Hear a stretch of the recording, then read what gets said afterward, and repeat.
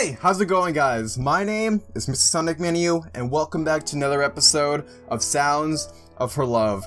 I honestly, I did this intro before, and I forgot the name of the game, so I had to write it down over here. But anyway, last episode we met a very interesting, a very cool girl named Ceri, and we parted ways to head to our classes because we got here a little early. So let's get on with it and see where this little high school or junior high school adventure will take us. So, does anyone really want to learn about the structure of the inner mitochondrial membrane right before lunch? I don't think anyone wants to know about that, dude. Excuse me. I'll lean back in my chair and stare down at my notes, which are just a little more than scribbles on a sparse page. In the end, I could really say I expected anything different when transferring here. After all, the basic principles of teaching are the same wherever you are. Where is Ceri? I want to see more of Ceri. There's no reason as to why this school would be any different. Though the extra language lessons are a pain in the ass, just as I let out a small but definitely noticeable yawn, the teacher glares sharply in my direction. Those kind of teachers are freaking scary, man. Bored? Are you, Jose? No, sir. Oh, that's a surprise. How about you answer the question at the bottom of page 3 then? I look at the closed book on my desk and realize what the teacher is referring to. I definitely haven't done a good job at pretending to work. Still, I oblige and turn to page 3. Moving my eyes towards the bottom of the page, I find a question that's somewhat relevant to what I managed to hear during the lesson. What is the space between the two mitochondrial membranes called? It's been years since I've taken biology. I don't know. Is that the matrix? No, that's the bit inside. Well, boy, do you have an answer?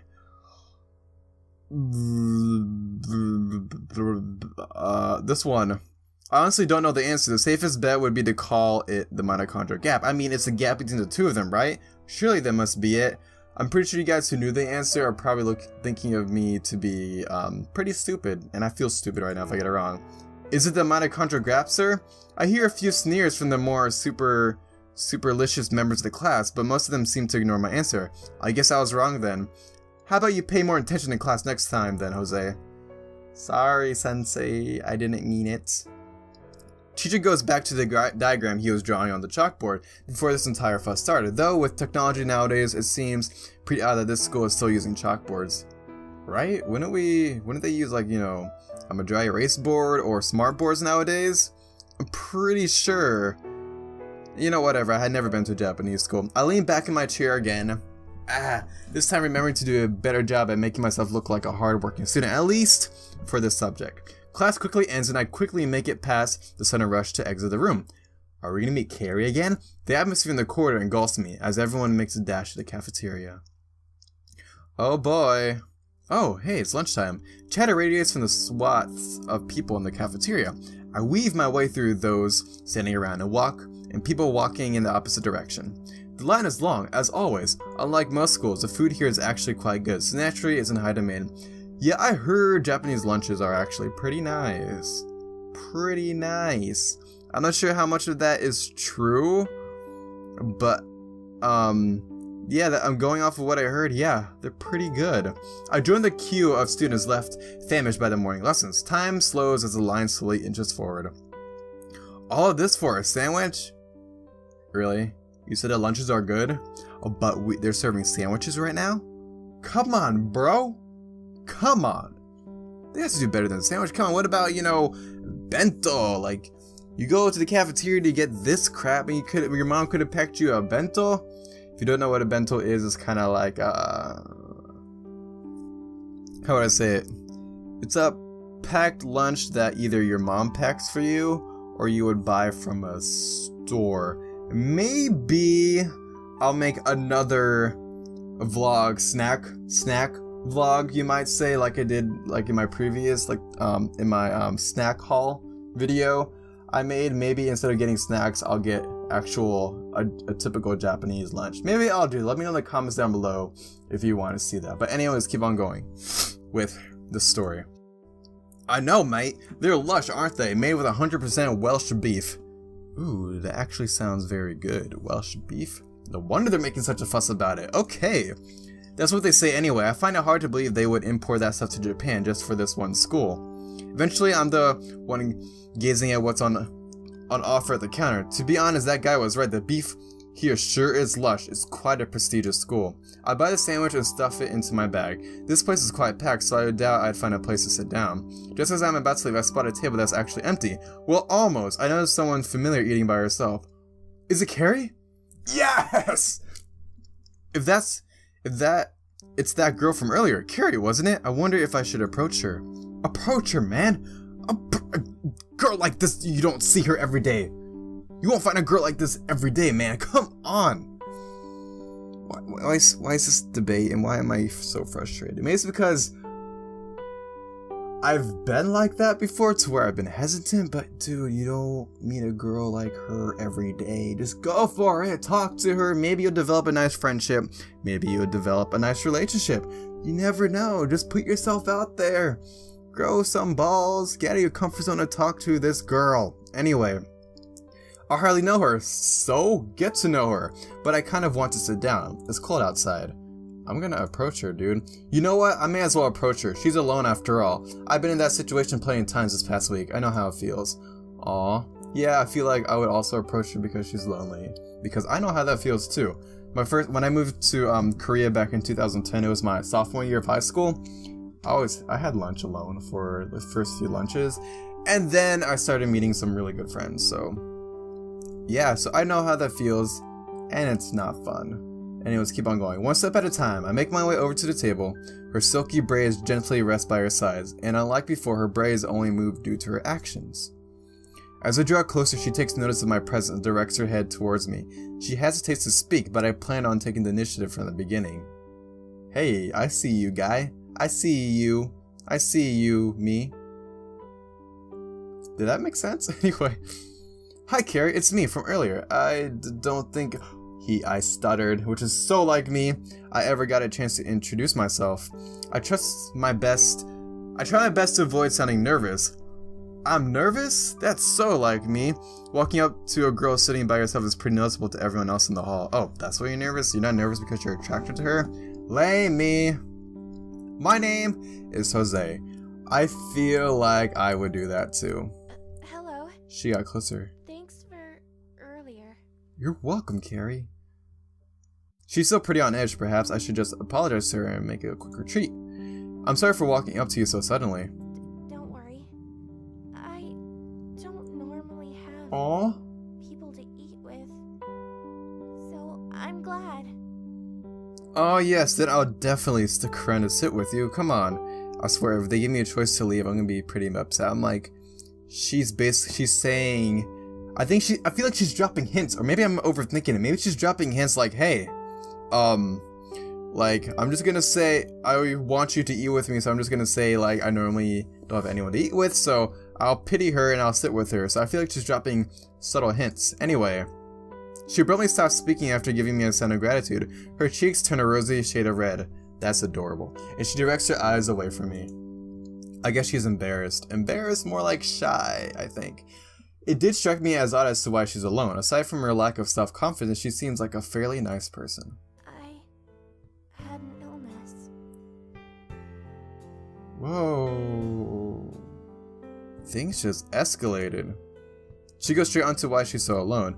I never asked her, but I'm glad she thinks of me as close enough to her to explain it to me, even though we've just met. Though, given that she seems so introverted, maybe I am the only person that is. For a while, I was immobilized. As recently as last week. Oh wow. Is that why she told me earlier that she needed to find out what class she was in? Her face continues to grow to deeper shades of red. Like I said, that's adorable. I should converse with her to ease her explanation. Though with her personality, I don't know if it'll actually help. I can understand, I guess. I'm new here, so I don't really have anyone to eat with. It's not really as relatable as an illness, though. I kind of regret opening my mouth. Hers, though, continues moving as her lips gently let out her unstable speech patterns. That's adorable, like I said. Got spit all over. I've been here since last year. Oh. Aw, you poor girl. That's actually a pretty sad thought. If she's been here this long, how come she's this alone? Even with an illness, you'd expect her friends would still speak to her afterwards. Though I am making assumptions, for all I know, she could be a good friend. For all I know, she could be good friends with a classmate that just doesn't eat in school or is absent. My gut feeling goes with my former conclusions in spite of that idea. She delicately twirls the hair at the tip of her braids nervously during the lag times of our conversation. Excuse me. I can't really think of anything to say, so I decided to do something instead. It's bold, but I tear a sheet of paper from one of my books and scribble my phone number on it. Dude, I see you. Yeah, that's how you do it. If you ever need anyone to keep you company, then you can call me anytime, or if you see me around school, just say hi. I doubt you'll do either anyway. To downplay the forwardness of my actions, I think of the cheesiest quote I can and continue speaking. Birds of a feather flock together. You're giving me your number? She nervous? Though her voice is quiet, I can still sense she's a bit shaken up. I thought giving it to her would be acceptable in this day and age. People are practically dependent on their phones now. So giving your number to someone of the opposite sex will probably remain direct for years to come. Thank you. You're welcome, Ceri. For some reason, she thanks me. Her pale fingers reach out towards her bag. She gently takes out a rather pink and cute-looking phone. I didn't know anyone still used phone straps, but a daffodil charm swings in the air as she enters my number, her body shaking slightly all the while. You're the first in the non-relative section. Aww. She's smiling. I made her happy. I feel good. Finishing her sentence with a smile, she gazes at me. I smile back, of course, which in itself takes me a bit of courage, but her eyes quickly dart away to break our state of eye contact. That's adorable. It's a start of a romantic relationship. Maybe. She goes red again and her mouth is slightly ajar, leaving her lips to glisten as the sunlight enters from the windows beside us. The chimes of the bell resonate throughout the room. I guess it's time to get prepared to go to class again. Ceri stands and shyly looks towards me as if expecting me to say something, which luckily for her I do. I enjoy speaking to her, even if she doesn't say very much. Like I said, feel free to contact me anytime. Although right now I guess we should head back to class. Okay. I should walk with her to class. That would be... I should walk with her out of the cafeteria, and then we split ways to go to our classes. That's what I should do. Anyway, she trots along by my side. Yes! Slightly behind me, probably to keep her blushing face hidden, I guess. She seems to have a habit of going red. Adorable. We part ways when I reach my classroom, with her giving me hardly audible farewell once we do. Oh, how adorable. Alright, the wooden chair behind my back is rigid and sticks into me, causing slight discomfort. It's kind of like my beanbag right now. Like, it doesn't offer very much back support, but you know, it works when I lay back like this. But then I'll be out of frame. Maybe I'm out of frame right now? I don't know. But anyways, going with the story. Okay, I read that already. My eyes dart across the pages before me, looking for any information that could make my life easier. I hate homework. Yeah, me have... That didn't make any sense, never mind. Words echo around the room as I speak silently to myself. I thought that it would be easy to just copy the answers straight from the textbook, but apparently they're not here. This heavy workload, however, does seem to compensate for the rather tranquil day at school. I mean, there's always Google. You can always Google it and put the answer you find on Google in your own words. Yeah, whatever. I did meet someone interesting though. The blossom of rose on her cheeks, her silky golden hair, and her hushed voice. Am I developing feelings for this girl? Am I? Okay. Ceri's presence would be minuscule by many, but I can't get her off of my mind. Oh, we're developing an attraction / crush on her. Jose! Dinner's almost ready. Calls from my mother reach my ear as I just about give up on my homework. It's not due for another week anyway, so I close the book and haphazardly toss it back. Oh, sorry, my back. Toss it back on the shelf. The smell of cooking guides my way towards my door, but just as I'm about to leave my room, something stops me. My cell phone chimes and vibrates slightly on my desk. We got a text from Ceri, leaving me to consider who might be calling. If you ever need anyone to keep you company, then you can call me anytime, or if you see me around school, just say hi. Oh boy, that's right, I gave Ceri my number, didn't I? I wasn't really expecting her to call me, but I guess she was probably checking that I wasn't giving her a fake number as a joke. Jose, are you coming? I'll be down in a minute! Probably not a minute, but it shouldn't be that long. I might just tell Ceri to call me back, but the least I can do is answer the phone. It is Ceri. I pick up the phone from my desk and answer the call. What's up with that breathing? Ceri breathes through the speaker. Her nervousness is all too apparent, even through a mobile call. Hello? Ceri? Hello? That voice, I swear. Oh, sorry. I wanted to see if you'd answer. She has such a soothing voice. Oh man. Exactly what I was expecting. Ceri's voice seemed a lot clearer, and the nervousness I had once heard is pretty much gone. Is it because she isn't speaking to me in person? Of course I'd answer. I gave you my number, didn't I? Did. What's up with this music? I'm not liking this music. Thank you. You're welcome. You didn't think I was fake. You didn't think it was fake, did you? Oh. I teased her about it. To be honest, if she gave me her number, I would probably think it was fake too. That is, if she wasn't too timid anyway. If her personality was different, she would probably be pretty popular. Don't worry, I'm only teasing. Teasing a girl I just met seems pretty abnormal, but I can't deny her response was adorable. It was very, very adorable. This is why I like shy girls.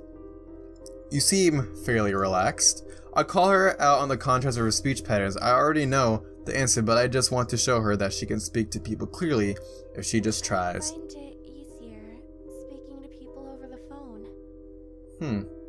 For me, it's opposite. I find it hard to talk to people over the phone.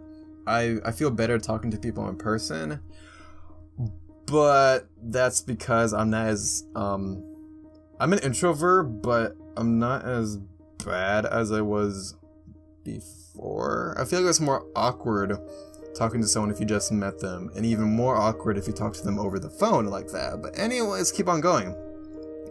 I'm sorry if it seems rude. Oh no, it's not rude. She's apologetic. I like this girl already. No, it's I fine. call my father a lot. She did say I was her first non-relative contact. I really wanted to speak to you. Oh, how sweet.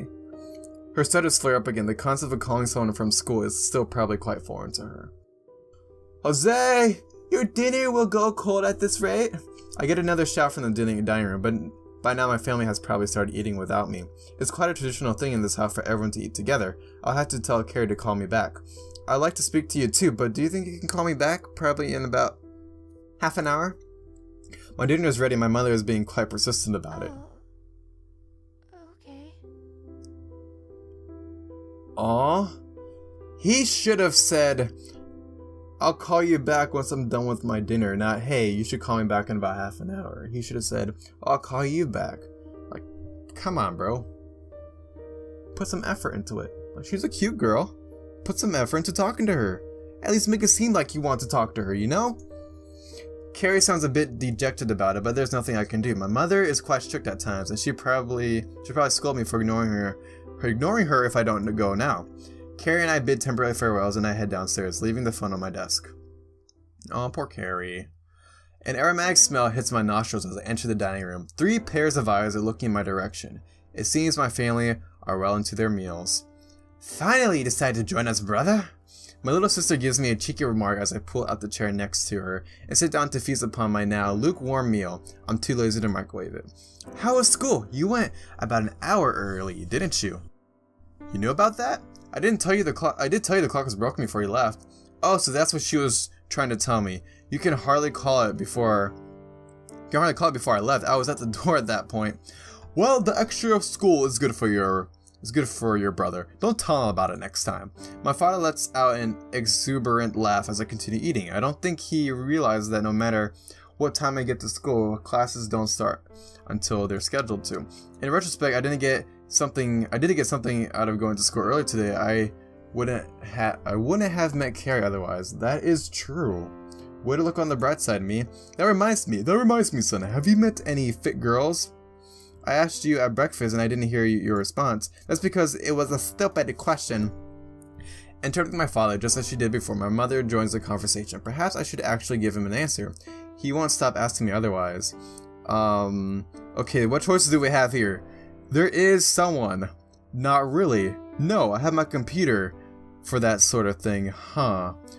Which one should I choose? I guess we'll find out in the next episode. Sorry guys for leaving it here, but I feel like this would be a good point for me to leave this game, and for games of this nature, I feel like I should keep them short, underneath like probably half an hour at least, because I don't want to make them too long, because games of this nature don't really do too well if they're too long. But anyway, let me know which one I should choose and what you think will happen if I choose one of these answers. But anyway, thank you guys for watching. Let me know in the comments down below what you guys saw of this episode, and if you guys like to see even more of this game. And if you enjoyed it, let me know in the comments down below. Leave a like and make sure you subscribe if you enjoy this. But anyway, this is MrSonicManu signing off. See you guys.